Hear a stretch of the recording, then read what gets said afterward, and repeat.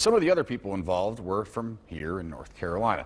And for more on their status and a more detailed report on the hearing itself, let's head over to Fox 8's Daryl Matthews, who joins us live in the newsroom now. Daryl. Yeah, Michael, keep in mind this is the first of 6 hearings the House committee panel will hold. The committee says these hearings will reveal new evidence aides say will connect the dots between the 2020 election and the violence at the Capitol. 13 people from North Carolina have been charged in connection to that violence, including 6 from the Triad.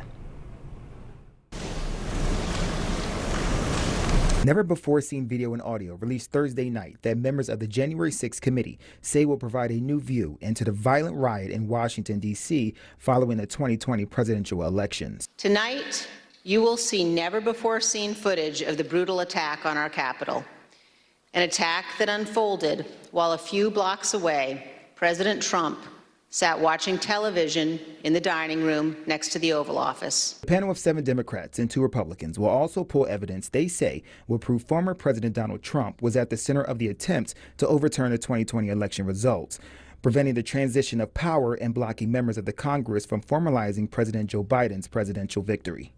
Donald Trump lost the presidential election in 2020. The American people voted him out of office. It was not because of a rigged system. It was not because of voter fraud. Of the 800 people arrested and charged in the attack, 13 were from North Carolina, 6 from here in the Triad. But unlike in 1814, it was domestic enemies of the Constitution who stormed the Capitol and occupied the Capitol, who sought to thwart the will of the people to stop the transfer of power. Charles Donahoe from Kernersville, who police referred to as the leader of the local Proud Boy chapter, saying he helped execute the breach of the Capitol and was one of the first to go inside the building. Laura Steele faces charges including conspiracy, obstruction of an official proceeding, and aiding and abetting. Anthony Scarica pleaded guilty last year to a misdemeanor charge of parading and demonstrating at the Capitol.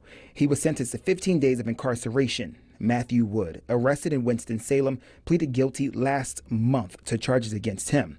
Virginia Spencer spent 90 days in jail for her role in the riot, and her husband, Christopher Spencer, was arrested shortly after the riot and pleaded not guilty to obstruction of an official proceeding, among other charges. Because of our democracy remains in danger, the conspiracy to thwart the will of the people is not over.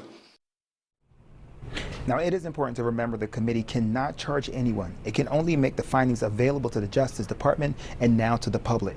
Over the coming days of hearings, we'll hear and watch over 1,000 interviews that will now become public records for history. We're live in the newsroom. Daryl Matthews, Fox 8 News.